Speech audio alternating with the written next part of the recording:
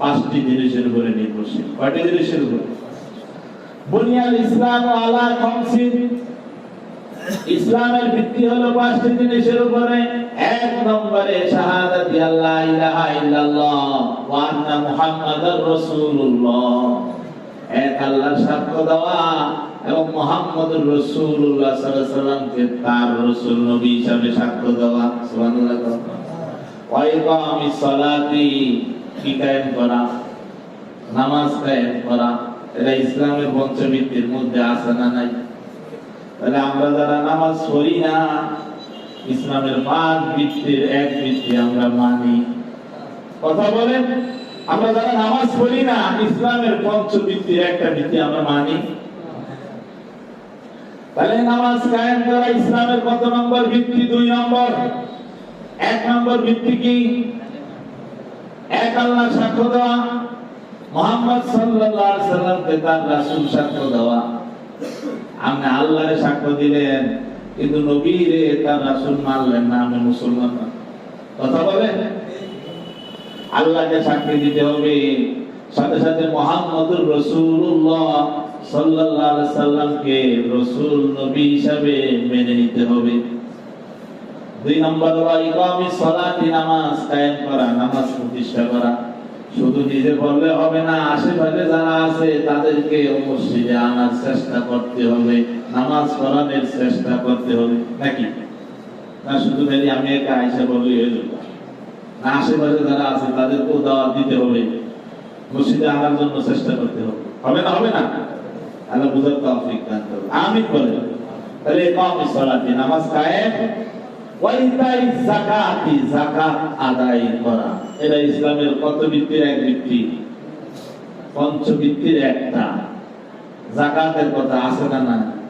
তাহলে আমরা যারা যাকাত আদায় করি না, তারা ইসলামের পাঁচ ভিত্তির এক ভিত্তি মানলাম বা মানলাম না? পঞ্চভিত্তির এক ভিত্তি। অনেকে মনে করে যাকাত শুধু রমজান মাসে দেওয়া যায়, আর বাকি মাসে মনে হয় দেওয়া যায় না। যাকাতের নিসাব যখনই আপনার উপর ওয়াজিব হয়, চাই রমজান হোক গায়ে রমজান হোক, আপনাকে যাকাত আদায় করতেই হবে। কারণ যাকাত আপনি মুসলমান দাবি করবেন, যাকাত আদায় করবেন না, আপনি বাটপারি মুসলমান। কথা বলেন, ইসলামের আপনি মুসলমান দাবি করবেন কিন্তু ইসলামের পঞ্চভিত্তির 3 নম্বর ভিত্তি মানলেন না, যাকাত আদায় করলেন না, আপনি পরিপূর্ণ মুসলমান হলেন? তাহলে ওয়াইদাই যাকাতি, যাকাত আদায় করা। ওয়াল হাজ্জি, কি করা? হজ করা। হজ, অনেকে হজ করে না, তার বাহানা করে। অনেকের উপর হজ ওয়াজিব হয়ে গেছে, করতে করতে এরপরে আর হয় না। যখন মাজা বাঁকা হয়ে যায়, সোজা হয়ে দাঁড়াইতে পারে না, তখন ছেলে সন্তানের কয় তোরা আমার হজটা করিস। অনেক সময় ছেলে সন্তানের তৌফিক হয় না হজ করার জন্য, এরপরে হজ ছাড়া এসে মরে, মৃত্যুবরণ করে। এরকম লোক সমাজে মনে হয় নাই না? বহুত আছে। হজ যখন ওয়াজিব হয় তখনই আপনাকে করতে হবে। জীবনে হজ আপনার উপর ওয়াজিব হয়েছে একবার, আবার আপনার উপর ওয়াজিব ছিল কিন্তু পরবর্তীতে আপনার টাকা কমে গেছে, এই মানে আপনার থেকে হজ মাফ হয়ে যায় নাই। হজ একবারই ওয়াজিব হয়, একবারই ওয়াজিব হয়েছে, এটা যদি আপনি আদায় না করেন আপনি গুনাহগার। আপনাকে সময় মতো আদায় করতে হবে।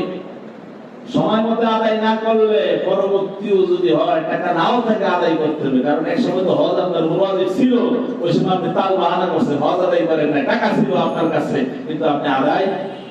এখন অনেক মুসলমান বলে হজের টাকা তো 6 লাখ টাকা হয়ে গেছে, এখন আর কেমনে করবো? কিন্তু যে 2 লাখ 2.5 লাখ টাকা ছিল ওই সময় তো আপনার উপরে হজ ওয়াজিব হয়েছে, ওই সময় আপনি 5 লাখ টাকার মালিক ছিলেন, ওই সময় তো আপনি হজ করেন। তাহলে ওইটা আপনার উপরে হজ ফরজ আছে না? ওটা আদায় করতে হবে, না আদায় করলে গুনাহগার। আল্লাহ বুঝার তৌফিক দান করুন, আমিন। তাহলে হজ, বাইতুল্লাহ হজ করা। 5 নম্বর হলো সাওমি রমাদান, রমজান মাসের কি রাখা? রমজান মাসের রোজাগুলো রাখা। এটা ইসলামের কয় ভিত্তির এক ভিত্তি? ইসলামের পঞ্চভিত্তির 5 নম্বর ভিত্তি। ইসলামের 5টা ভিত্তির 5 নম্বর ভিত্তি হলো কি? রমজান মাসের রোজা রাখা। আমরা মনে হয় সবাই আছি নাকি? আমাদের মধ্যে এরকম বহুত লোক আছে রমজানের রোজা রাখি। কথা বলেন, তাহলে যারা রাখি না ইসলামের 5 ভিত্তির একটা ভিত্তিকে আমরা মানলাম না। অনেক মুসলমান আছে কিসের 5টাই মানে না, কথা বলেন। 5টা ভিত্তির একটা তো দূরের কথা, 5টাই মানে না। আর মুসলমান পরিপূর্ণ মুসলমান হতে পারবে। আল্লাহ আমাদের সকলকে ইসলামের পঞ্চ ভিত্তির মানার তৌফিক দান করুন। আমিন বলেন, আমিন বলেন। তো বলেছিলাম হজ, আমাদের আলোচনা হজ। শুধু বাদশা আকবর হজের বিধানকে অস্বীকার করে নাই, আমাদের দেশের বাংলাদেশের এক মন্ত্রী লতিফ সিদ্দিকীও বলেছে